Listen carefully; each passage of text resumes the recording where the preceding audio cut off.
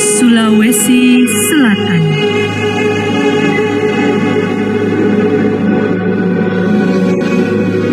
Memiliki kekayaan alam yang begitu luar biasa.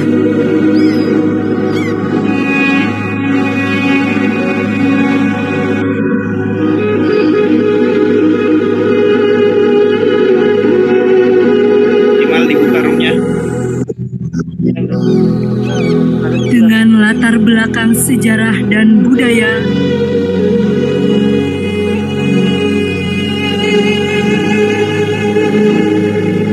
yang patut dijaga keberadaannya.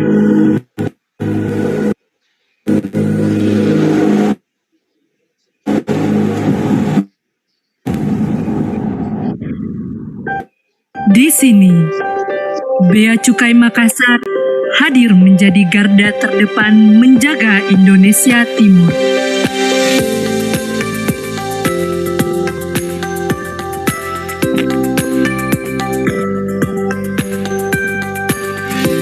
Melayani dengan ketulusan hati,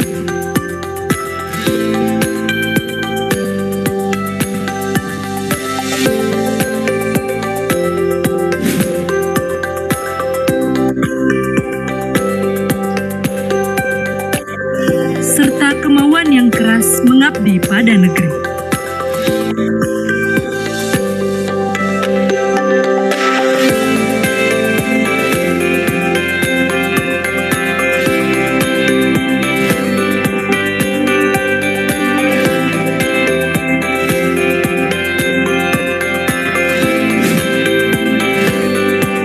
Fasilitasi perdagangan dan industri,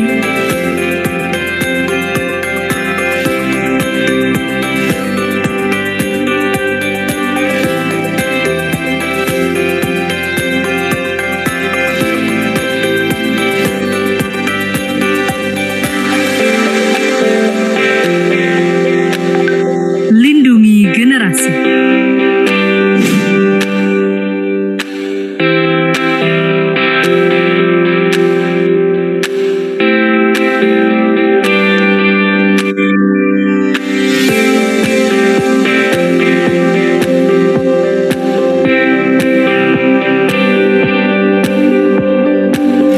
Optimalkan penerimaan negara dengan pengawasan dan pelayanan prima.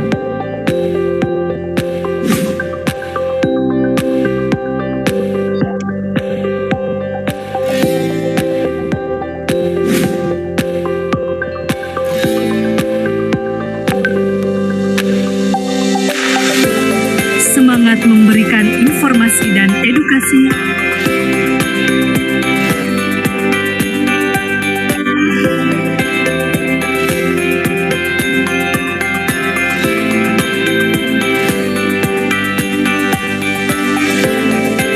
tingkatkan kompetensi,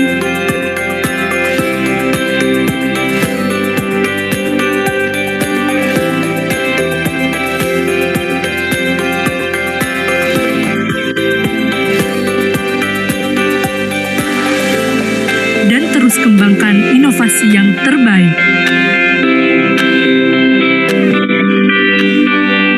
Bea Cukai makin baik. Bea Cukai Makassar mantap tawa.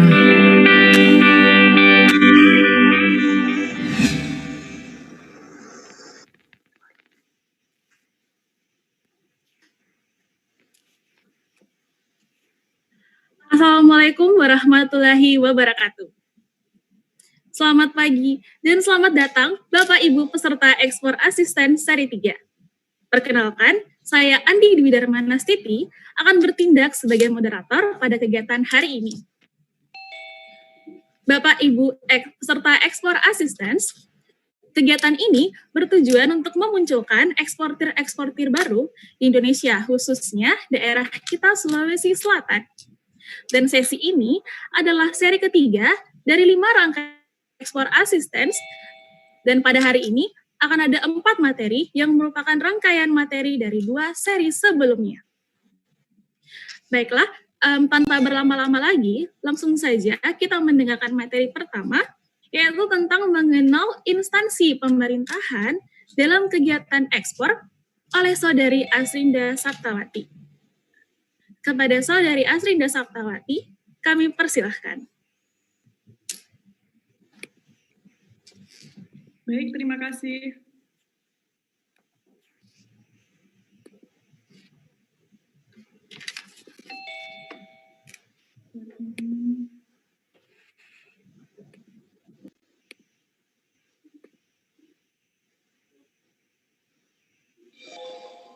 Oh iya, baik.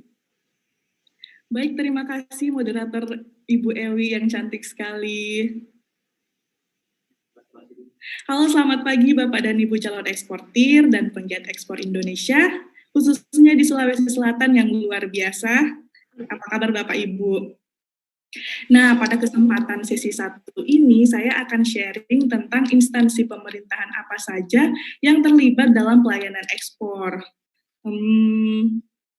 Seperti yang kita ketahui bersama, untuk melakukan dan menyukseskan ekspor, bukan hanya semata-mata atas perizinan dan legalitas dari Bea Cukai saja, namun Bea Cukai juga bergandengan dan bersinergi dengan instansi pemerintahan lain, seperti INSW, Balai Besar Karantina Pertanian, serta Balai Besar Karantina Perikanan.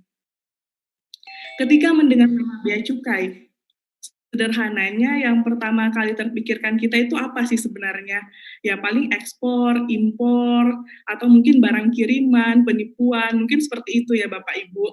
Nah, Bea Cukai yang terpikirkan oleh kita adalah sebuah lembaga atau instansi pemerintah yang mengurus hal-hal mengenai ekspor dan impor di negara kita.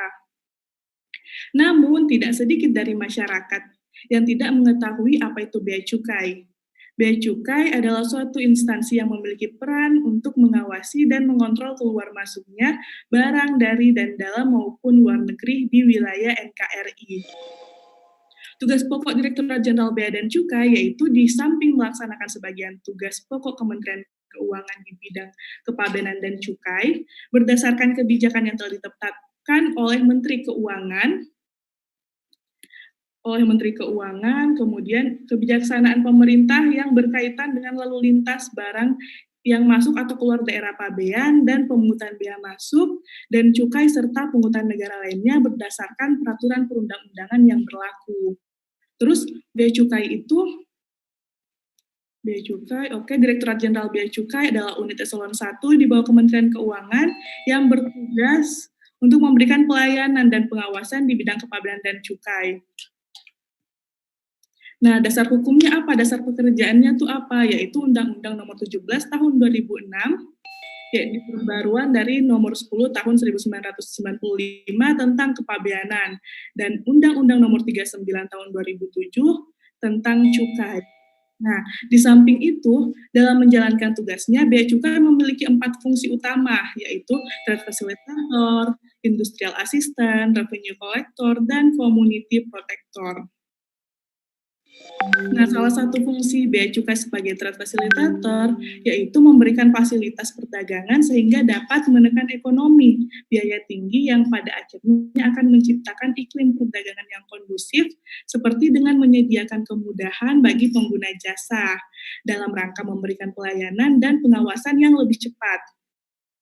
Kalau sebagai trade facilitator, Bea Cukai juga membuat suatu hukum kepabeanan yang kepada masyarakat dalam rangka memberikan pelayanan dan pengawasan yang lebih cepat, lebih baik, lebih murah, serta dengan menyusun kebijaksanaan sesuai dengan kondisi yang terbaru. Nah, fungsi lain dari Bea Cukai adalah Industrial Assistant. Industrial Assistant adalah fungsi Bea Cukai untuk membantu pergerakan kemajuan dan perkembangan industri dalam negeri. DJBC melindungi industri dalam negeri dari kerasnya persaingan global, sehingga industri dalam negeri memiliki keunggulan kompetitif dan dapat bersaing dalam pasar internasional. Lalu bagaimana caranya Bea Cukai mendukung industri dalam negeri dengan melakukan pembebasan barang-barang tertentu yang boleh diekspor? Dan proses bisnis ekspor sudah dapat diakses secara online, tidak perlu lagi datang ke petugas bea cukai, datang ke kantor bea cukai, bahkan pengawasan yang dilakukan juga sudah berbasis teknologi. Ini adalah salah satu bentuk dari fungsi bea cukai sebagai industrial assistant dan trade facilitator, serta sudah online, 100% sudah online. Dan untuk prosesnya nanti kita akan ada sesi tersendiri lagi. Perlu kami tekankan, seluruh layanan bea cukai itu gratis. Nah, berdasarkan penjelasan tadi, semua tugas dan fungsi bea cukai tentunya untuk memberikan kemudahan dan fasilitas yang diberikan oleh bea cukai terhadap industri dalam negeri semata-mata untuk membuat industri kita bisa bersaing di pasar global. Nah, ini ada kantor wilayah DJBC Sulawesi bagian selatan, jadi Bea Cukai Makassar itu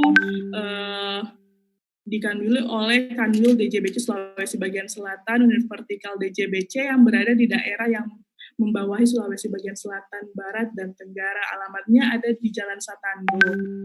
Kemudian ini KPPBC TMPB Makassar, itu ada di Pelabuhan, Jalan Hatta nomor 2 Butung. Kalau Bapak Ibu mau bertanya atau apapun bisa langsung ke kantor, tapi kami juga membuka secara online. Dan dalam kondisi pandemi seperti ini, sebaiknya Bapak dan Ibu melakukan konsultasi secara online melalui telepon maupun saluran layanan informasi kami melalui WA 081 260 501 231. Nah, kalau info-info terupdate dan terbaru ada di kanal kami, ada di YouTube, ada di Instagram, ada Facebook, Twitter, dan website kami. Nah, terus kita melanjutkan. Apa lagi sih lembaga pemerintahan yang menangani ekspor? Ada INSW. INSW itu apa? INSW adalah Indonesia's National Single Window, adalah sistem nasional Indonesia yang memungkinkan dilakukannya suatu penyampaian data dan informasi secara tunggal, pemrosesan data dan informasi secara tunggal dan sinkron, dan pembuatan keputusan secara tunggal untuk pemberian izin kepabeanan dan pengeluaran barang. Secara visual, INSW merupakan suatu portal informasi atau website yang terintegrasi secara nasional, yang dapat diakses melalui jaringan internet dan akan melakukan integrasi informasi berkaitan dengan proses penanganan dokumen kepabeanan dan dokumen lain yang terkait dengan ekspor-impor. Karena penanganan dokumen kepabeanan dan dokumen lain yang terkait dengan ekspor-impor, karena seluruh data terintegrasi, maka kemudahan sudah ada pada genggaman Bapak dan Ibu. Satu sumber data dan 100% online tentunya. Cukup dengan mendaftarkan perusahaan Bapak Ibu sebagai user INSW dan akan diverifikasi terlebih dahulu oleh tim dari Bea Cukai yang mengelola portal Indonesia INSW. INSW itu akan menjamin keamanan data dan informasi serta memadukan alur dan proses informasi antara sistem internal secara otomatis yang meliputi sistem kepabeanan, perizinan, kepelabuhanan, kebandarudaraan, dan sistem lain yang terkait dengan proses pelayanan dan pengawasan kegiatan ekspor dan impor. Beberapa aplikasi atau menu yang populer digunakan dalam portal INSW adalah menu untuk menentukan kode klarifikasi barang atau populer dengan sebutan HS code. Jadi dalam hal ini kita cukup mengetikkan deskripsi barang yang akan kita ekspor atau impor, dan setelah itu akan muncul beberapa pilihan hash code sebagai dengan kata kunci yang kita masukkan. Dari informasi tersebut kita bisa pilih mana yang paling sesuai dengan barang yang akan kita ekspor atau kita impor. Nah, maupun legalitas dari instansi apa saja yang dibutuhkan dan apakah barang tersebut termasuk larangan dan pembatasan. Selain itu, menu ini cukup penting di INSW adalah menu untuk tracking proses. Nah, apa sih itu tracking proses dan apa sih custom clearance itu? Nanti kita akan pelajari lagi lebih lanjut ya. Nah, selanjutnya ada lagi lembaga pemerintahan yaitu karantina pertanian. Balai Karantina Pertanian. Apakah itu? Nah, karantina pertanian itu adalah persyaratan ekspor tumbuhan dan produk tumbuhan dari dalam wilayah Republik Indonesia. Persyaratan ekspor karantina tumbuhan dan tumbuhan ditetapkan untuk mengatur pengeluaran media pembawa berupa tumbuhan dan produk tumbuhan dari dalam wilayah negara Republik Indonesia, serta mencegah keluarnya organisme pengganggu tumbuhan karantina atau OPTK ya, dari dalam wilayah negara Republik Indonesia ke luar negeri. Nah, tindakan karantina terhadap tumbuhan dalam produk tumbuhan yang akan diekspor ditujukan untuk memastikan bahwa media pembawa tersebut bebas dari OPTK. Tindakan karantina ini disesuaikan dengan kebijakan yang diberlakukan di negara tujuan. Jadi kalau misalnya kita mau ekspor tumbuhan harus disesuaikan dengan kebijakan di negara luar sana ya. Terus kalau misalnya ingin lebih lanjutnya bagaimana? Nah, Bapak Ibu kan belum soal apa saja sih perizinannya di Balai Karantina. Nah, Bapak Ibu bisa langsung saja ke Jalan Perintis Kemerdekaan ke kantor Balai Karantina Pertanian. Terus kemudian ada beberapa persyaratan dokumen ekspor yang diperlukan, yaitu disertai dengan Veterinary sertifikat, surat izin pengeluaran dari Menteri Pertanian, surat angkut tumbuhan dan satwa dalam negeri, serta lain-lain. Jadi kalau misalnya Bapak Ibu mau tahu apa saja yang semisal Bapak Ibu punya hasil pertanian yang akan diekspor, kemudian Bapak bingung nih, loh apa saja ya yang surat izin yang harus saya penuhi, Bapak buka di NSW dulu, kemudian apabila memerlukan izin dari karantina pertanian ataupun karantina perikanan, Bapak bisa langsung ke kantornya masing-masing untuk mengurus legalitasnya. Kemudian ada lagi karantina perikanan. Karantina karena di Sulawesi Selatan itu kan ada 2 produk unggul, yaitu karantina perikanan dan pertanian. Sekarang kita mempelajari tentang karantina kelautan, IPM. Balai Besar Karantina Ikan, Pengendalian Mutu dan Keamanan Hasil Perikanan. Karantina ikan adalah tindakan sebagai upaya pencegahan masuk dan tersebarnya hama dan penyakit ikan karantina dari luar negeri dan dari suatu area lain di dalam negeri atau keluarnya dari dalam wilayah negara Republik Indonesia. Semua hama dan penyakit ikan yang belum terdapat dan atau telah terdapat hanya di area wilayah negara Indonesia yang dalam waktu relatif cepat dapat mewabah dan merugikan sosial ekonomi atau yang dapat membahayakan kesehatan masyarakat. Nah, apa saja tugasnya karantina kelautan, perikanan, yaitu tugasnya untuk mencegah penyebaran hama dan penyakit ikan karantina. Dia untuk mengendalikan manajemen mutu, pengawas keamanan hayati ikan, dan penerapan sistem manajemen mutu. Kemudian, mengapa sih ada yang bertanya-tanya, mengapa ikan dan benda lain akan diekspor harus dilaporkan ke karantina? Karena ikan dan benda lain dapat menularkan penyakit yang berbahaya. Terus untuk diamati dan diperiksa lebih lanjut apakah ikan dalam kondisi sehat dan bebas dari penyakit. Kemudian untuk ekspor ikan, kita tidak boleh langsung, saya punya bibit lobster nih, langsung ini aja deh, ekspor aja, tidak. Jadi kita itu ada lartasnya juga. Untuk ikan sendiri, contoh yang ada pelarangan berdasarkan ukuran itu ada ikan hias, ada benih lobster. Nah, untuk lebih lanjutnya Bapak Ibu bisa mengeceknya di INSW. Kemudian ada juga dokumen yang dibutuhkan itu apa saja. Salah satunya adalah health certificate, yaitu sertifikasi pengendalian mutu atau kita bisa sebut HC, adalah sertifikat yang menjamin bahwa produk yang disertainya adalah produk yang aman dikonsumsi dan telah melalui inspeksi serta pengujian. Nah, ini alamatnya, Bapak dan Ibu bisa ke sana untuk menanyakan atau jalan-jalan sekedar konsultasi, bisa langsung ke kantor Balai Karantina Perikanan. Terus Bapak Ibu perlu kita ketahui bahwa Bea Cukai dan Karantina Perikanan memiliki kesepakatan kerjasama pelayanan dan pengawasan ekspor, terutama dalam hal sinkronisasi sertifikat kesehatan dan penerbitan pemberitahuan ekspor barang (PEB) yang dapat diwujudkan berkat sinergi dengan Badan Indonesia National Single Window atau INSW.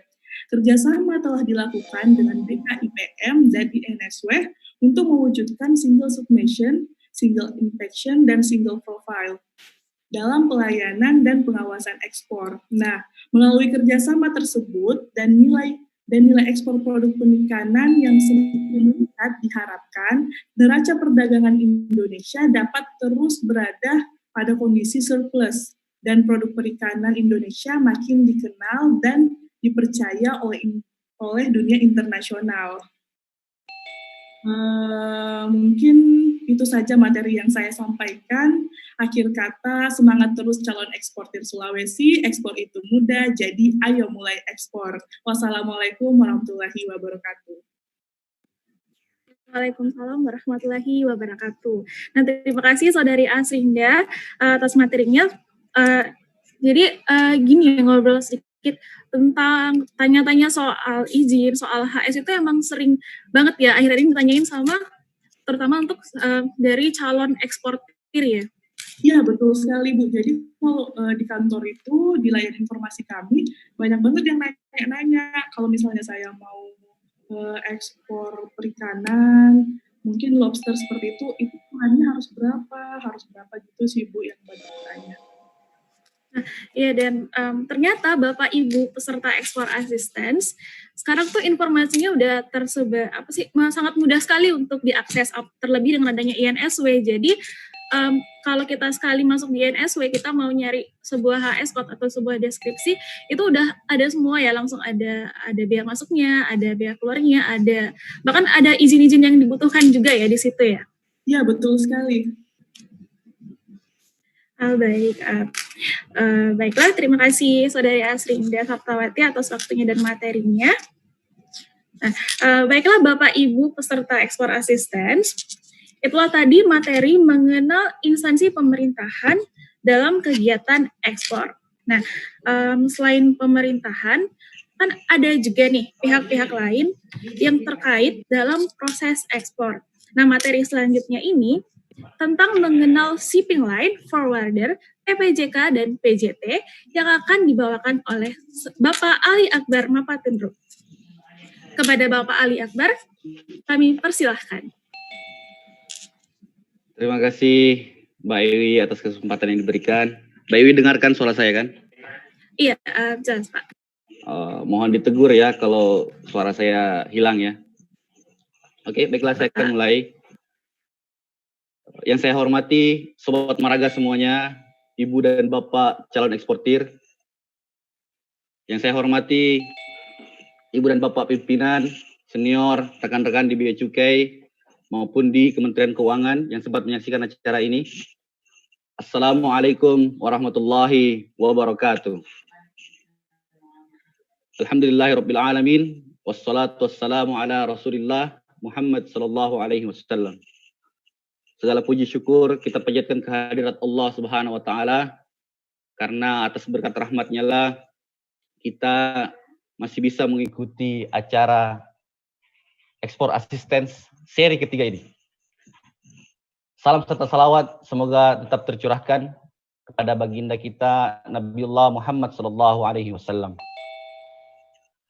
Bapak dan Ibu yang saya hormati, sebelum saya memulai materi, izinkan saya untuk mengenalkan diri saya. Nama saya Ali Akbar Mapatundru. Saya adalah salah satu supporting team di Export Assistance Bea Cukai Makassar. Namanya juga supporting team ya. Lebih banyak kerjanya di belakang layar ya. Menyiapkan segala sesuatunya, menyiapkan data, koordinasi ke sana kemari, sering bagi-bagi. Tapi bukan bagi-bagi duit ya. Bagi-bagi link Zoom, bagi-bagi materi, bagi-bagi kuesioner, dan lain-lain lah. Tapi alhamdulillah pada kesempatan ini oleh pimpinan saya dipercaya untuk tampil di depan layar laptop untuk membawakan materi ini ya. Baiklah, saya share screen dulu ya Bapak Ibu. Adapun materi yang insya Allah akan saya bawakan, yakni mengenal shipping line, forwarder, PPJK, dan PJT. Materi ini sangat simpel ya, Ibu dan Bapak, karena kita hanya ingin mengenal saja. Saking simpelnya, jumlah slide-nya pun sedikit. Jadi jangan khawatir soal durasi yang panjang, karena saya akan selesaikan materi ini dalam tempo yang sesingkat-singkatnya dan secepat-cepatnya. Oke, karena kita hanya ingin mengenal saja, maka saya akan berusaha menjelaskan apa definisi dari keempat pihak ini dan apa peranannya dalam proses ekspor barang. Dan sebagai tambahan informasi juga bahwa kami telah membagikan link pendaftaran kepada forwarder maupun PPJK yang terdaftar di kantor Bea Cukai Makassar untuk memberikan data perusahaan mereka dan memberikan penawaran menarik kepada calon eksportir agar ibu dan bapak calon eksportir mau menggunakan jasa mereka. Tetapi karena datanya banyak, jadi mohon maaf kami tidak tampilkan di slide. Tapi kami akan bagikan di grup WA ekspor itu mudah.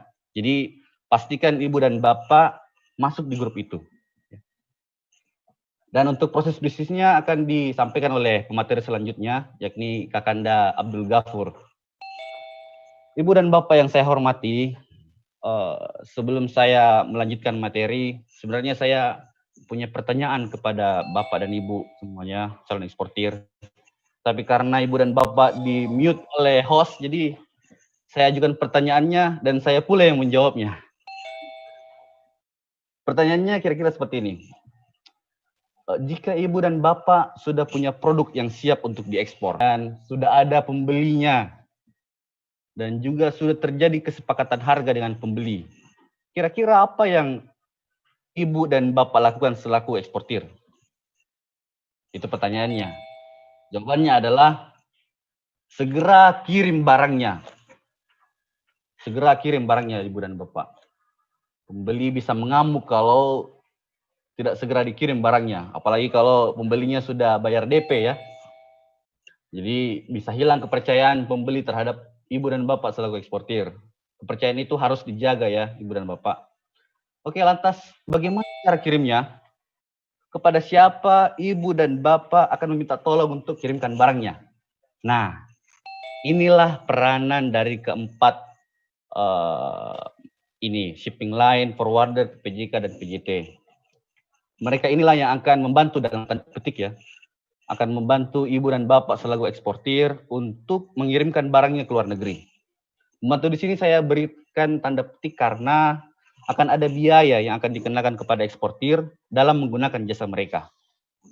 Dan perlu saya tekankan ya, ibu dan bapak, bahwa keempat pihak ini bukan perusahaan bea cukai, bukan punya bea cukai.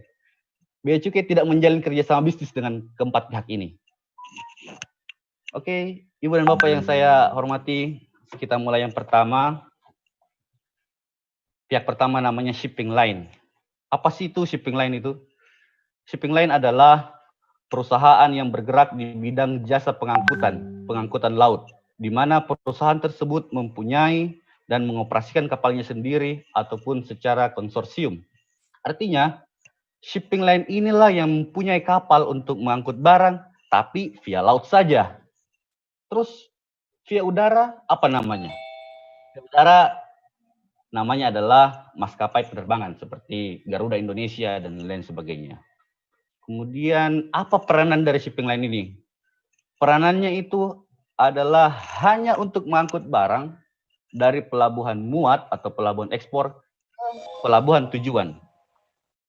Jadi barang ekspor tersebut belum sampai ke gudang penerima atau pembeli, hanya sampai di pelabuhannya saja.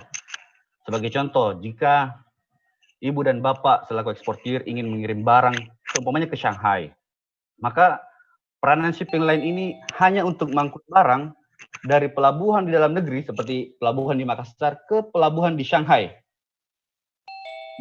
Pelabuhan di Shanghai saja, baik itu secara direct call, maupun harus transit dulu, harus ganti kapal dulu di pelabuhan lain.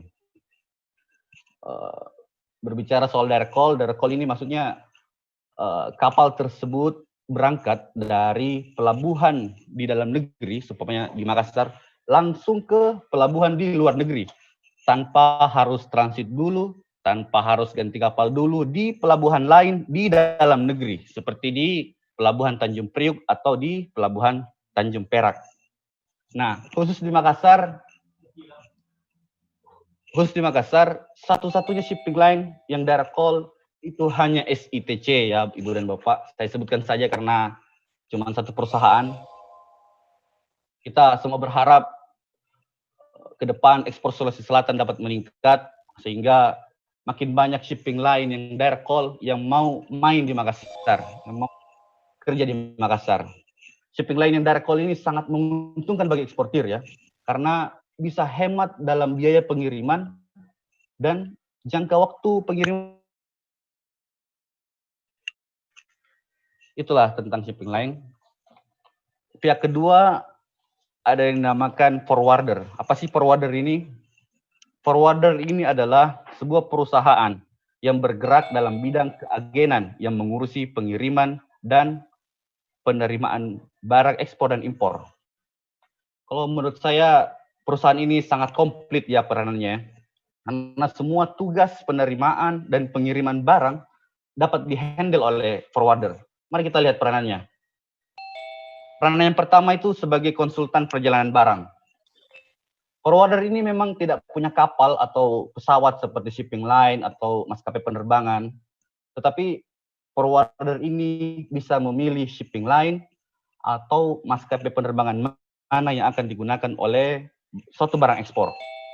Jadi forwarder ini bisa sebagai penengah antara shipping line atau maskapai penerbangan dengan eksportir atau importir.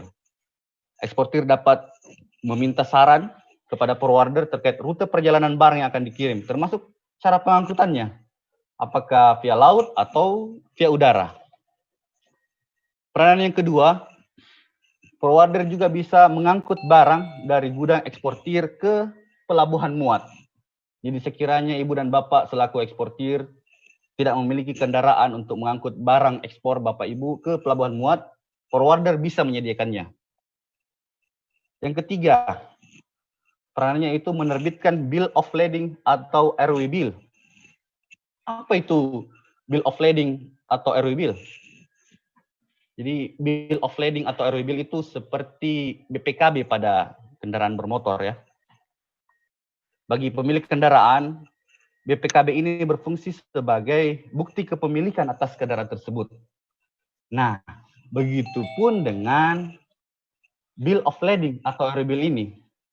Bagi sisi eksportir, Bill of Lading atau RW Bill ini berfungsi sebagai bukti kepemilikan dalam pengiriman barang kepada penerima atau pembeli barang. Kemudian dari sisi pembeli atau penerima barang, Bill of Lading atau RW Bill ini berfungsi sebagai bukti kepemilikan pada saat pengambilan barang. Dan Bill of Lading ini digunakan untuk pengangkutan via laut, sedangkan RW Bill digunakan untuk pengangkutan via udara. Kemudian dalam Bill of Lading itu memuat informasi, ya, Bapak Ibu, sekurang-kurangnya informasinya nama pengirimnya siapa, nama penerimanya siapa, nama kapal atau pesawat yang digunakan, nomor kapal atau nomor penerbangan yang digunakan, apa nama barangnya, berapa jumlahnya, berapa beratnya, dan masih banyak lagi lah hal-hal yang termuat dalam Bill of Lading atau RW Bill ini. Yang keempat, peranan forwarder adalah mengurus dokumen kepabeanan. Jadi forwarder ini jika telah mendapatkan izin juga bisa berperan sebagai PPJK. Belum tahu ya PPJK itu apa ya Ibu dan Bapak ya. Ya, PPJK akan saya jelaskan di slide selanjutnya. Intinya forwarder bisa mengurus dokumen ekspor di bea cukai atau di instansi terkait lainnya. Peranan yang kelima, memonitor perjalanan barang sampai ke pihak pembeli atau penerima barang. Dan yang keenam, mengangkut barang dari pelabuhan tujuan ke gudang pembeli atau gudang penerima. Hal ini bisa dilakukan jika forwarder memiliki kantor cabang di negara tersebut atau di pelabuhan tujuan tersebut. atau forwarder ini memiliki kerjasama dengan forwarder lain di negara itu. Jadi seperti yang saya katakan di awal tadi bahwa forwarder ini merupakan perusahaan yang komplit. Mereka bisa urus barang mulai dari pengangkutan barang dari gudang eksportir ke pelabuhan muat, bisa memilih shipping line atau maskapai penerbangan yang akan digunakan, bisa mengurus dokumen, bahkan bisa mengangkut barang dari pelabuhan tujuan ke gudang pembeli atau gudang penerima. Oke, Bapak dan Ibu, cepat kan? Pihak yang ketiga, ada yang dinamakan PPJK. PPJK ini singkatan dari Pengusaha Pengurusan Jasa Kepabeanan. PPJK adalah badan usaha yang melakukan kegiatan pengurusan pemenuhan kewajiban pabean untuk dan atas kuasa importir atau eksportir. Bingung ya, Bapak Ibu? Saya pun bingung. Jadi intinya begini. Jika Ibu dan Bapak sebagai eksportir telah memberikan kuasa kepada PPJK, maka PPJK inilah yang akan mengurus semua dokumen perizinan, baik itu di Bea Cukai maupun di instansi terkait lainnya. Kemudian apa peranan dari PPJK? Yang pertama, PPJK ini bisa submit dokumen ekspor ke sistem komputer pelayanan Bea Cukai. Mengapa saya menggunakan kata submit di sini? Karena semua pengurusan dokumen ekspor di Bea Cukai sudah online. Saya ulangi sekali lagi ya, Ibu dan Bapak.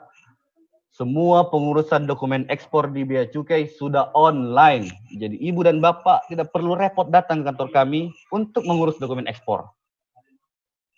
Peranan PPJK lainnya itu bisa mengurus dokumen perizinan pada instansi terkait lainnya. Jadi itulah peranan PPJK jika perusahaan tersebut hanya sebagai PPJK saja. Jika perusahaan tersebut juga berperan sebagai forwarder sekaligus PPJK, maka peranannya bisa bertambah lagi. Seperti pada slide sebelumnya tentang peran forwarder tadi itu. Pihak yang selanjutnya ada dinamakan PJT. PJT ini merupakan singkatan dari Perusahaan Jasa Titipan. Perusahaan jasa titipan atau biasa disingkat dengan PJT adalah penyelenggara pos yang memperoleh izin usaha dari instansi terkait untuk melaksanakan layanan surat, dokumen, dan paket sesuai peraturan perundang-undangan di bidang pos. Apa peranan dari PJT ini? Yang pertama, mengirimkan barang sampai kepada penerima atau pembeli barang. Istilahnya ini pengiriman door to door. Jadi pada slide sebelumnya saya sudah sampaikan bahwa forwarder itu memiliki peranan yang sangat komplit. Mereka bisa urus barang mulai dari pengangkutan dari gudang eksportir ke pelabuhan muat, bisa memilih shipping line atau maskapai yang akan digunakan, bisa mengurus dokumen, bisa mengangkut barang dari pelabuhan tujuan ke gudang pembeli atau gudang penerima. Tetapi kekurangannya, forwarder ini tidak bisa berperan sebagai shipping line atau maskapai penerbangan. Artinya, forwarder tidak memiliki kapal ataupun pesawat. Lain halnya dengan PJT, khususnya PJT yang berskala internasional seperti FedEx atau DHL, peranan perusahaan ini jauh lebih komplit karena mereka punya pesawat sendiri. Jadi PJT ini bisa mengangkut barangnya sendiri. Artinya, jangka waktu pengiriman bisa jauh lebih cepat ya Ibu dan Bapak. Tapi sayangnya perlu diketahui oleh Ibu dan Bapak bahwa PJT ini hanya mengangkut barang via udara saja. Jadi untuk barang ekspor dengan tonase yang besar tidak cocok menggunakan jasa PJT. Misalnya eksportir yang mengirim barang melalui PJT itu hanya untuk barang-barang sampel saja ke pembeli. Barang sampel ke pembeli atau barang-barang dengan tonase yang kecil. Kemudian peranan bisa untuk pengurusan dokumen kepabeanan karena PJT juga bisa mendapatkan IK. Next slide. Sampai saat ini belum ada PJT yang terdaftar pada kantor Bea Cukai Makassar ya Ibu dan Bapak. Tetapi Ibu dan Bapak sebagai calon eksportir tetap bisa kirim kok tetap bisa kirim barang ekspor melalui PJT ini, melalui kantor pos Daya. Jadi di Makassar ada kantor pos Daya, bisa Bapak Ibu kirim barang sampel ke pembeli. Biasanya kan pembeli ingin barang sampel dulu ya, karena ukurannya kecil, tonasinya kecil ya, silakan kirim lewat kantor pos Daya itu. Terima kasih.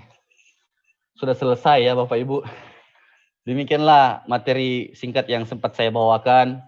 Mohon maaf atas segala kekurangan. Terima kasih atas perhatian Ibu dan Bapak. Saya berharap Ibu dan Bapak bisa sesegera mungkin mengekspor barang. Terima kasih atas perhatiannya. Sukses untuk kita semua. Assalamualaikum warahmatullahi wabarakatuh. Waalaikumsalam warahmatullahi wabarakatuh. Terima kasih Pak Ali Akbar atas penjelasannya mengenai pihak-pihak lain selain pemerintahan ya, seperti forwarder, shipping line, PPJK. Bapak Ibu sekalian, mungkin ada yang nanya kalau mau konsultasi soal shipping line, forwarder atau PPJK. Nah itu kan bukan perusahaan bea cukai, dia bukan pemerintahan. Jadi sepertinya untuk hal itu bisa ditanyakan langsung ke Asosiasi Logistik dan Forwarder Indonesia, ALFI-ILFA. Nah, baiklah Bapak Ibu sekalian, kami mengingatkan lagi untuk materi akan di-share di WhatsApp group, dan untuk pertanyaan akan ditampung dahulu, kemudian akan kami jawab melalui Instagram @exportassistance. Baiklah Bapak Ibu peserta Export Assistance,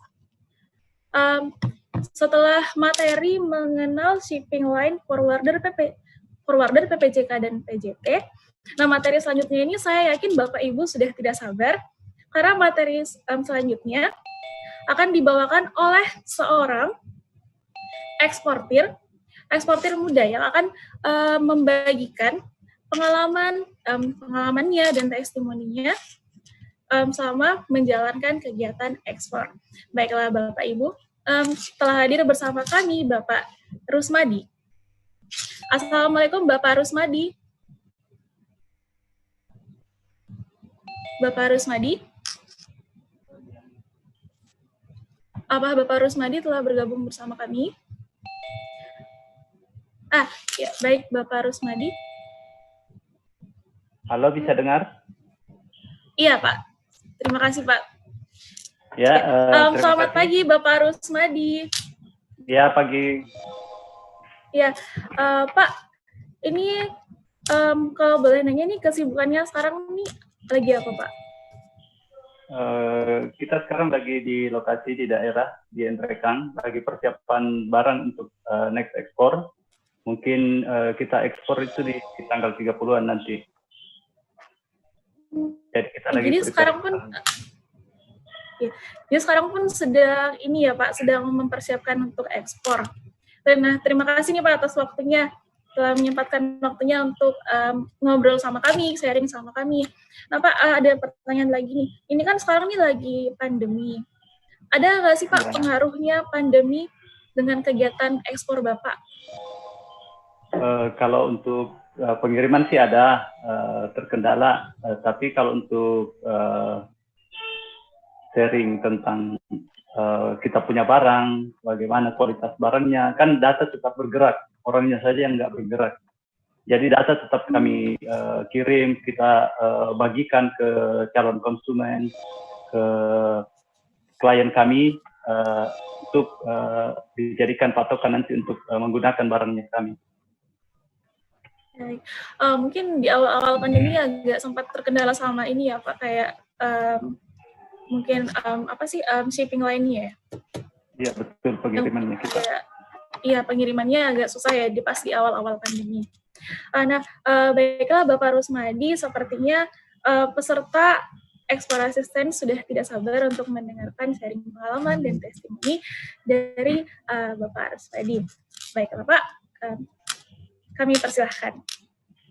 Ya, terima kasih. Sebelumnya saya perkenalkan nama saya Rusmadi. Kalau saya diundang ke sini untuk bagaimana pengalaman saya, mungkin sebenarnya saya belum berkapasitas karena saya masih baru juga sih di dunia eksportir, baru jalan kurang lebih 2 tahunan.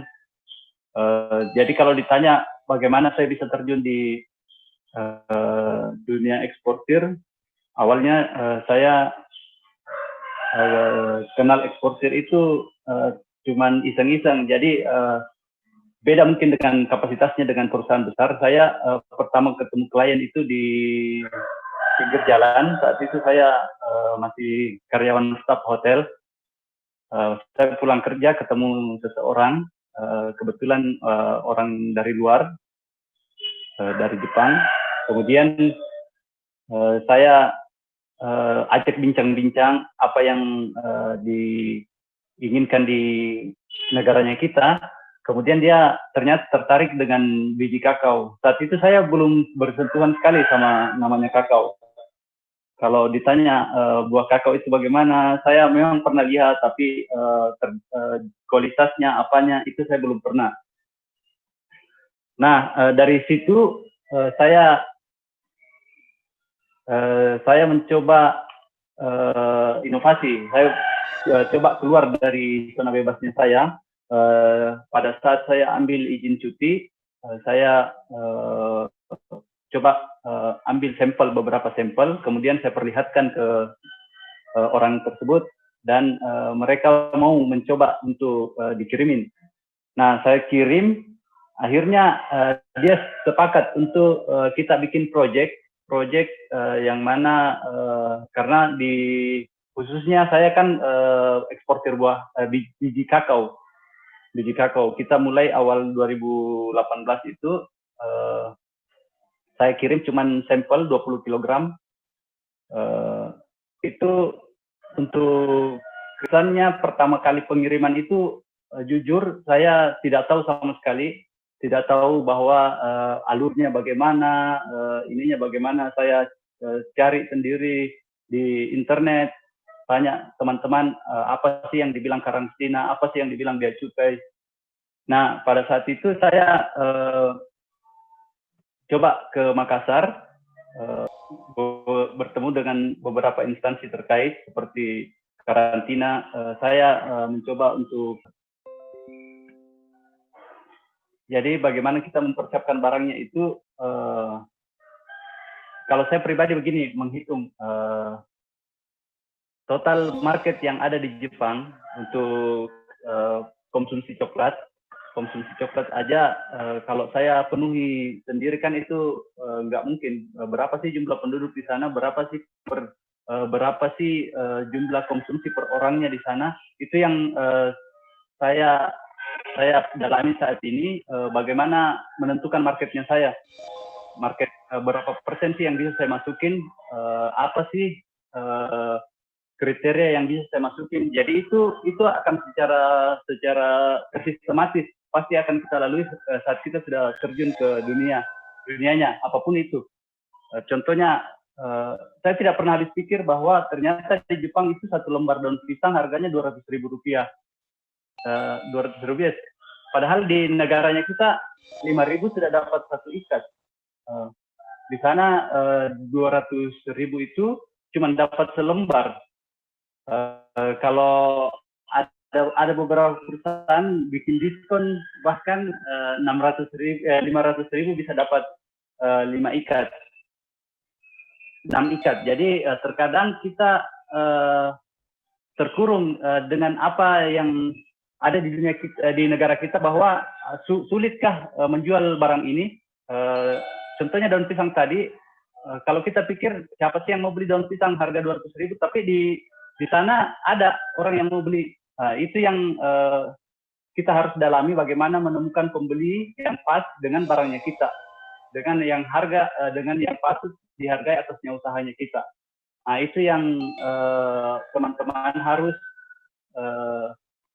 bagaimana sih, nanti ada beberapa instansi di Makassar, di Kementerian Perdagangan, itu membantu kita bagaimana juga menemukan bagaimana pembeli, terus bagaimana kita alur-alurnya agar kita dapat pembeli yang betul-betul pembeli. Karena ada juga sih pembeli yang kadang ingin mempermainkan juga itu.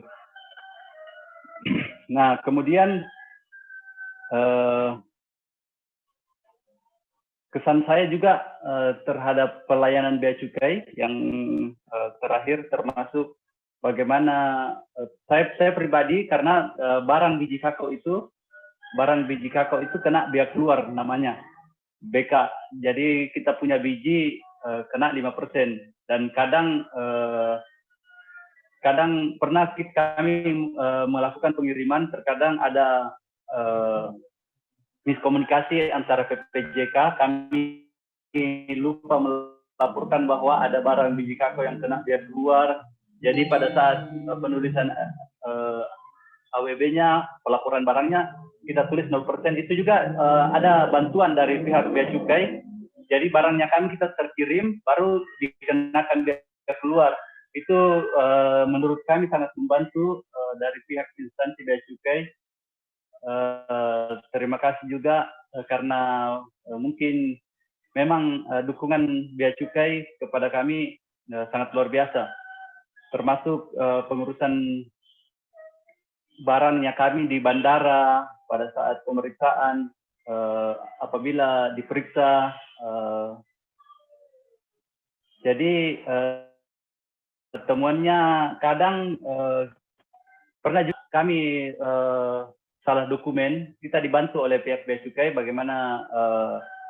Jadi sebenarnya bea cukai ini benar-benar menurut kami eksportir, mereka adalah pintu untuk keluarnya. Pernah pada saat temuan itu kami berpikir bagaimana seandainya barang kami keluar dan tidak ditemukan pada saat pemeriksaan dan sampai ke negaranya orang. Di sana ditemukan, bisa jadi barangnya kami bisa dikembalikan karena pada saat kasus itu jumlah polinya lebih dari dokumen. Nah, itu yang kami sangat terbantu juga atas pemeriksaannya bea cukai. Hal-hal seperti kecil itu ternyata sangat membantu buat kami para eksportir. Jadi untuk pengalaman pribadi mungkin bisa lebih banyak lagi nanti. Saya siap nanti untuk teman-teman tanyakan via WhatsApp, via Instagram. Kami selaku eksportir yang baru juga, masih belajar juga apa sih yang dinamakan, masih banyak sistem yang kami belum tahu juga di pihak untuk ekspor. Karena jujur kami pribadi saat ini hampir 100% barang kami dibeli oleh pihak Jepang. Itu dibayar dulu baru kami kirim. Jadi dibayar 100% dulu baru kami kirim. Itu mungkin beda dengan beberapa eksportir lain. Jadi kalau saya pribadi mungkin kalau saya sharing-sharing dengan teman-teman, banyak sih spesial kasus. Jadi saya mungkin termasuk spesial kasus yang mana saya menemukan dulu pembeli, mereka berani investasi, mereka berani bayar di depan. Itu yang mungkin sangat berbeda dengan teman-teman yang lain. Jadi kalau teman-teman nantinya ada yang mau ditanyakan, saya siap untuk kapanpun untuk buat teman-teman. Itu aja mungkin. Terima kasih dari saya. Akhir kata, Assalamualaikum warahmatullahi wabarakatuh. Waalaikumsalam warahmatullahi wabarakatuh. Waalaikumsalam warahmatullahi wabarakatuh. Nah, terima kasih Pak Rusmadi. Pak Rusmadi bisa nih dibagi kontaknya buat peserta ekspor assistance? Ya, bisa. Untuk via WhatsApp,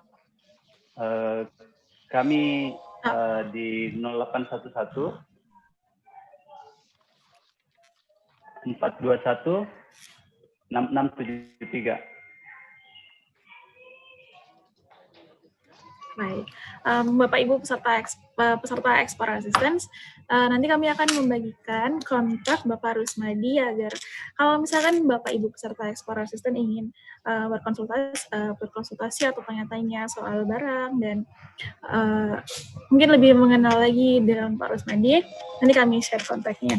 Nah, sedikit Pak Rusmadi soal sharing pengalaman. Saya itu agak menangkap gini, ternyata soal meningkatkan kualitas dan melakukan inovasi juga ya Pak Rusmadi ya. Iya, betul. Dan ini juga memperhatikan kebutuhan permintaan buyer juga penting ya untuk misalkan kalau menjaga eksistensi ekspornya. Betul, betul. Termasuk dokumen juga sih, kadang di permintaan negara itu dokumen itu sangat penting. Apa-apa sih yang dokumen yang dibutuhkan untuk masuk ke negaranya itu yang sangat penting. Oh iya, dokumennya juga. Nah, ini dalam pengurusan itu tidak pernah dipersulit ya.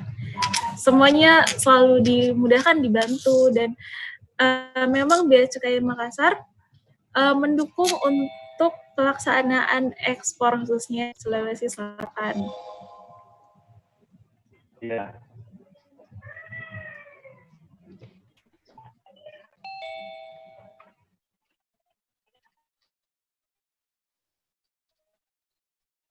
Iya, kalau pribadi sangat membantu. Yang awalnya kami anggap itu Bea Cukai itu orangnya gimana, sangat tidak untuk ini, ternyata sangat banyak membantu di lapangan.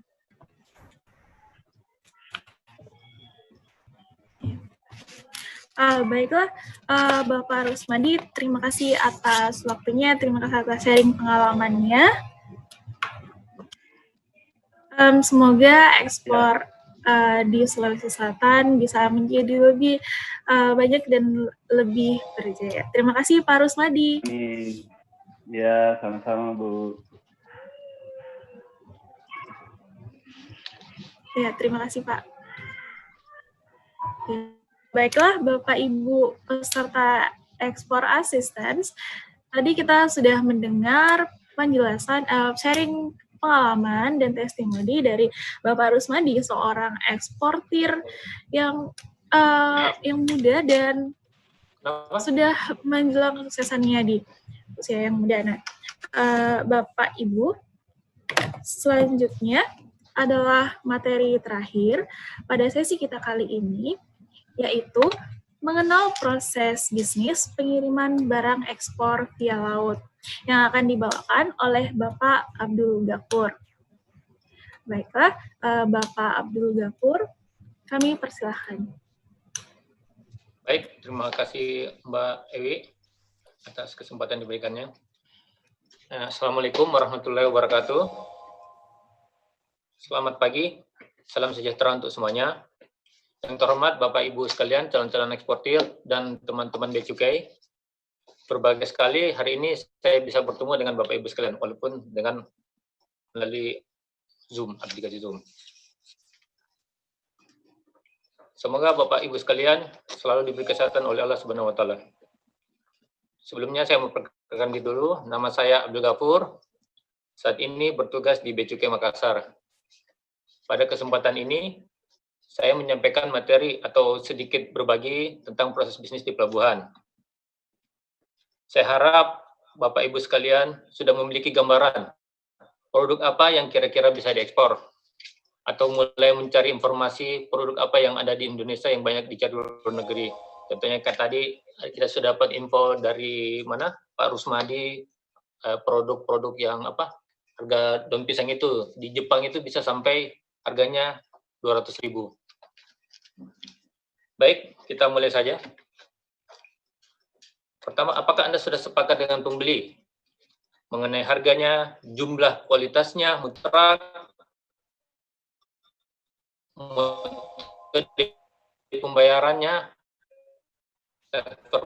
apakah dengan LC atau LC, metode penyerahan barang telah dijelaskan oleh pemateri sebelumnya. Barang Anda sudah saya kirim. Terus bagaimana, kali ini kita akan mempelajari bagaimana cara mengirim barang ekspor via angkutan laut. Langkah pertama yang kita lakukan itu setelah mendapat bayar yaitu bagaimana memesan kontainer.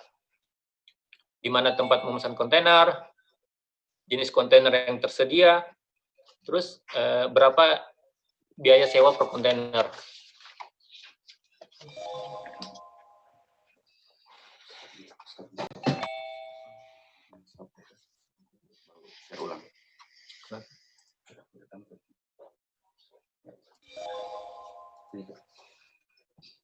Stop dulu. Ya, bikin baru centang. Tadi tidak muncul apa? Slide-nya tidak muncul. Muncul ya?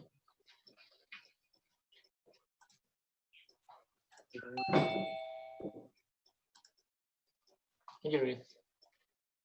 Ya. Sudah muncul Ali? Ali? Sudah muncul?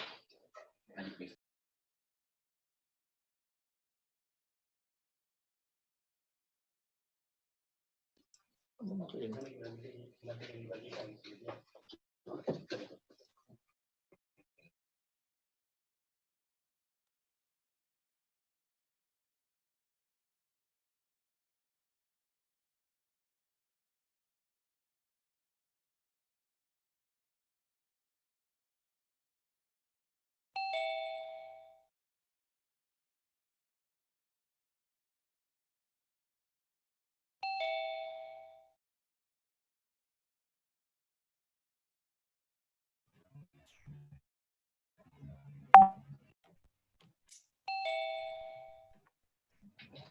Oke, maaf ada sedikit hambatan.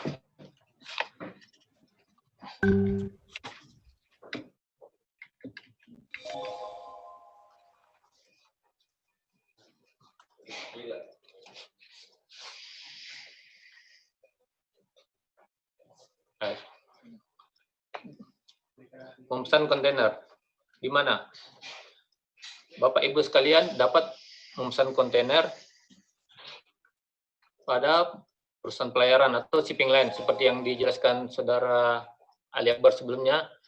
Jadi memesan kontainer itu di shipping line perusahaan pelayaran dengan menyerahkan dokumen shipping instruction atau SI, packing list, invoice. Jadi apabila Bapak Ibu bisa menyerahkan pengurusannya itu ke perusahaan forwarder. Jika pengurusannya diserahkan ke pihak forwarder, maka harus juga membuat surat kuasa. Jadi shipping instruction itu atau biasa kita kenal dengan shipping order merupakan surat yang dibuat oleh shipper, pemilik barang atau perusahaan ekspedisi yang ditujukan kepada carrier kapal pelayaran untuk menerima dan memuat muatan yang tertera dalam surat tersebut. Jadi prinsipnya SI merupakan dokumen perintah kerja kepada pihak pengangkutan untuk mengangkut barang ekspor milik eksportir. Jenis-jenis kontainer.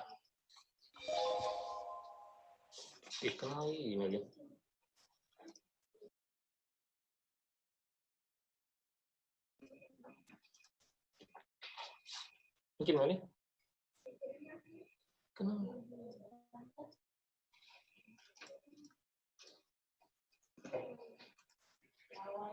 Jenis-jenis kontainer. Jenis-jenis kontainer dapat dibedakan berdasarkan muatan dan ukurannya. Ada kontainer dry container atau biasa kita kenal dengan general cargo container. Kontainer ini merupakan yang paling sering digunakan. Jadi Bapak Ibu mungkin sering melihatnya di jalan-jalan. Bentuk kontainer ini seperti kotak tertutup, dapat diisi berbagai jenis barang yang muat di dalamnya, mulai dari bahan makanan seperti pupuk, material bangunan, spare part, bahkan sampai motor dan mobil pun bisa masuk. Yang kedua itu refrigerated container atau kontainer yang berpendingin. Merupakan kontainer yang digunakan untuk mengangkut muatan yang sensitif terhadap suhu. Biasanya digunakan untuk mengangkut bahan makanan seperti sayuran, buah-buahan, ikan, dan daging. Yang ketiga itu ada namanya tank container atau kontainer tangki yang digunakan untuk mengangkut muatan cair seperti bahan kimia. Dan masih banyak lagi kontainer-kontainer yang ada. Jadi untuk kontainer ini tergantung sesuai dengan apa yang Bapak Ibu mau kirim. Apakah kontainernya nanti digunakan untuk membuat bahan makanan seperti pupuk, itu cocoknya menggunakan dry container. Sedangkan apabila untuk mengangkut muatan yang sensitif seperti sayur, buah-buahan, dan daging, maka sebaiknya menggunakan refrigerated container. Untuk ukuran kontainer itu umumnya yang standar yang ada itu 20 feet, 40 feet, dan 45 feet. masalah biaya. Berbicara masalah biaya, ini tergantung apa yang akan Anda gunakan, kontainer apa yang akan gunakan. Apakah general container atau refrigerated container. Apabila menggunakan refrigerated container, tentu memerlukan biaya lebih, karena kontainer ini memerlukan penanganan ekstra dibandingkan kontainer lainnya. Masalah biaya ini juga kadang dipengaruhi dengan lama pemakaian, jarak. Contohnya untuk tujuan pelabuhan Portland di Malaysia, biaya sewa kontainer itu sekitar 600 sampai 700 dolar. Sedangkan untuk tujuan pelabuhan di Xiamen, Cina, sekitar 1000 US dollar. Perusahaan pelayaran dan forwarder. Seperti yang dijelaskan oleh pemateri sebelumnya, perusahaan pelayaran adalah suatu badan yang menjalankan perusahaan dengan mengoperasikan kapal atau usaha lain yang erat hubungannya dengan kapal. Perusahaan pelayaran di Indonesia umumnya berbentuk agen dan melayani pengiriman barang dari port to port. Perusahaan forwarder menyediakan layanan yang lebih kompleks lagi, yaitu dapat mengurusi pelayaran, tracking, penimbunan, sampai buruh. Bahkan terdapat perusahaan forwarder yang bisa status PPJK seperti yang dijelaskan oleh pemateri sebelumnya ya. Jadi terserah Bapak Ibu sekalian, tinggal memilih apakah dalam memesan kontainer itu mau pesan sendiri atau menggunakan jasa forwarder. Masing-masing ada plus minusnya. Kalau memesan sendiri lebih murah pasti. Cuma Bapak Ibu harus mengurus sendiri ke perusahaan pelayaran, pasang tracking sendiri, mengurus buruh, mengurus ke pelabuhan dan lain-lain. Kalau pakai forwarder, Bapak Ibu sekalian tinggal terima beres. Cuma ini biayanya mungkin agak lebih mahal. Jadi, hal-hal yang perlu hal-hal yang Bapak Ibu sekalian harus perhatikan itu terkait dengan kontainer, yaitu pertama itu berat kontainer. Berat maksimal kontainer untuk ukuran 20 feet itu umumnya 22 ton dengan kubikasi maksimum 33 meter kubik. Dan untuk kontainer 40 feet maksimal muatannya itu 27 ton dengan maksimum 67 meter kubik. Jadi Bapak Ibu apabila ingin mengirim barang dengan kubikasi kecil kurang dari 33 meter kubik namun beratnya melebihi 22 ton, maka Bapak Ibu harus menggunakan kontainer 40 feet. Tidak bisa menggunakan kontainer 20 feet karena muatannya lebih dari 22 ton, atau dapat menggunakan dua kontainer 20 feet. Masa demurrage dan detention. Demurrage untuk barang ekspor yaitu batas waktu pemakaian peti kemas mulai dari masuk pintu pelabuhan sampai peti kemas dimuat ke atas rangka pengangkut. Detention untuk barang ekspor adalah batas waktu pemakaian peti kemas mulai keluar dari pintu pelabuhan sampai peti kemas masuk ke pelayaran. Batas waktu pemakaian peti kemas ini diberikan oleh perusahaan itu bervariasi, tergantung perusahaan pelayaran yang digunakan. Umumnya, free time demurrage dan detention antara itu 7-10 hari semenjak kapal atau barang tiba di pelabuhan. Selama batas waktu tersebut, pihak penyewa peti kemas harus mengembalikan peti kemas dalam keadaan kosong kepada perusahaan pelayaran. Apabila penyewa peti kemas melebihi waktu yang ditentukan, maka perusahaan pelayaran akan mengenakan biaya denda yang bervariasi, jadi tergantung dari perusahaan pelayaran yang digunakan. Kontainer masuk ke dalam pelabuhan itu, umumnya perusahaan pelayaran itu memberi masa open stack, yaitu 5-7 hari sebelum kapal sandar. Peran Bea Cukai dalam proses pengiriman barang ekspor meliputi itu penerimaan PB, penerimaan fisik, pemeriksaan fisik, dan penerbitan NPE. Jadi untuk mengurus ke Bea Cukai ini, Bapak Ibu sekalian bisa diwakilkan oleh PPJK. Pemberitahuan ekspor barang. Sarana penyampaiannya itu berupa data elektronik yang disampaikan secara online melalui modul atau aplikasi PB yang dimiliki oleh eksportir atau PPJK. Jadi seperti dijelaskan pemateri sebelumnya bahwa untuk PEB di Makassar ini selalu semuanya dilakukan secara online. Jadi Bapak Ibu sekalian itu bisa mengirim PEB sambil minum-minum kopi. Waktu penyampaian. Untuk penyampaian PEB ini paling cepat 7 hari sebelum tanggal perkiraan ekspor. Paling lambat sebelum barang masuk ke kawasan pabean. Sedangkan untuk barang curah, PB dapat disampaikan sebelum sarana pengangkut berangkat. Selanjutnya itu ketentuan mengenai larangan dan atau pembatasan. PB dapat dilayani setelah ketentuan larangan dan atau pembatasan dipenuhi. Apabila Bapak Ibu submit PB di mana komoditi barang ekspor tersebut merupakan barang yang dilarang atau dibatasi, maka secara otomatis di sistem kami menerbitkan respon NPPD, yaitu Nota Pemberitahuan Persyaratan Dokumen. Jadi Bapak Ibu sekalian harus memenuhi ketentuan tersebut. Contohnya itu komoditi yaitu rumput laut ataupun telur ikan terbang, di mana Bapak Ibu harus mengurus namanya persyaratannya namanya itu KID 4 atau izin ekspor dari karantina ikan. Jadi sebelum melakukan ekspor, Bapak Ibu sekalian itu harus mengetahui apakah komoditi yang dikirim bukan merupakan barang yang dilarang atau dibatasi. Selanjutnya peran Bea Cukai itu ada juga di mana dalam proses ekspor ini ada namanya pemeriksaan fisik. Adapun tujuan pemeriksaan fisik adalah mengetahui kebenaran jenis dan atau jumlah barang. Jadi ketika Bapak Ibu sekalian submit PB, respon yang muncul pada aplikasi Bapak Ibu sekalian itu bisa saja berupa respon PPB, pemberitahuan pemeriksaan barang. Jadi Bapak Ibu sekalian harus mempersiapkan barang ekspor Bapak Ibu untuk diperiksa oleh petugas Bea Cukai. Pemeriksaan fisik ini atas PB ditentukan oleh profiling dari sistem komputer pelayanan Bea Cukai secara selektif berdasarkan manajemen risiko.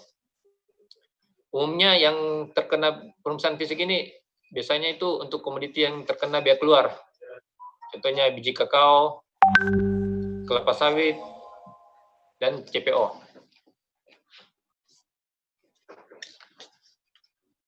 Nota pelayanan ekspor. Nota ini diterbitkan oleh sistem komputer pelayanan Bea Cukai, Jasa Ekspor.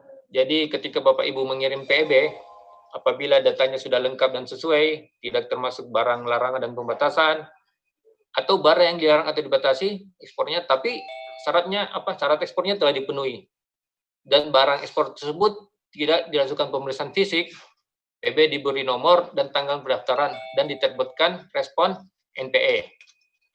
Jadi NPE ini nanti digunakan untuk melindungi pemasukan barang yang akan diekspor ke kawasan pabean dan atau untuk dimuat ke sarana pengangkut. Jadi NPE ini diibaratkan semacam tiket sebagai tiket untuk penumpang, jadi tiketnya untuk barang, supaya bisa dimuat ke atas sarana pengangkut. TPS, tempat penimbunan sementara. Tempat sementara merupakan bangunan dan atau lapangan atau tempat lain yang disamakan dengan itu di kawasan pabean untuk menimbun barang sementara menunggu pemuatan atau pengeluarannya. Jadi sebelum kontainer dibuat di atas kapal, kontainer Bapak Ibu sekalian itu ditimbun di TPS. Oke, jadi saya pikir sampai di sini saja dulu.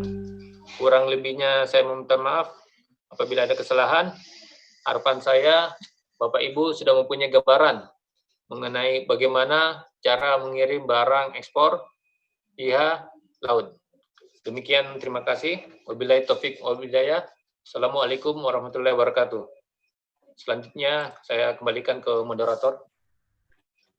Waalaikumsalam warahmatullahi wabarakatuh. Terima kasih Bapak Ghafur atas materinya dan penjelasannya tentang proses bisnis pengiriman barang ekspor via laut. Nah, Bapak Ibu peserta ekspor asistens, telah tadi 4 materi yang menjadi materi pada seri hari ini. Bapak Ibu sekalian, apabila mungkin dari Bapak Ibu masih ada pertanyaan, bisa ditanyakan di Instagram @exportassistance atau di Instagram @beacukai_makassar. Nah, selain di situ bisa juga melakukan konsultasi langsung ke nomor WhatsApp 08212 60501231.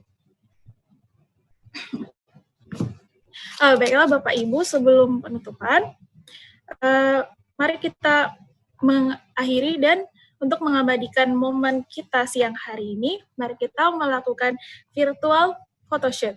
Kepada Bapak Ibu, kami persilakan untuk mengaktifkan kameranya.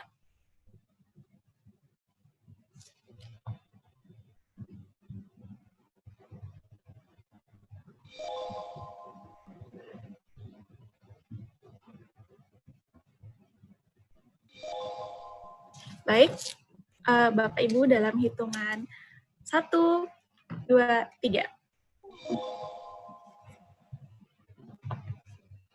Baik sekali. 1, 2, 3. Oke, terima kasih Bapak Ibu atas antusiasmenya hari ini. Terima kasih juga kami sampaikan kepada narasumber dan Bapak Rusmadi yang telah menyempatkan waktunya hari ini. Baiklah Bapak Ibu, kita telah sampai pada penghujung acara kita hari ini. Dan kami ingatkan lagi untuk mengisi kuesioner yang telah dibagikan di WhatsApp grup Ekspor Itu Mudah sebagai bentuk absensi, dan untuk pertanyaan bisa diajukan melalui Instagram tadi dan melalui grup melalui WhatsApp ke nomor konsultasi yang telah kami share tadi. Dan selanjutnya materi juga akan di-share di WhatsApp grup.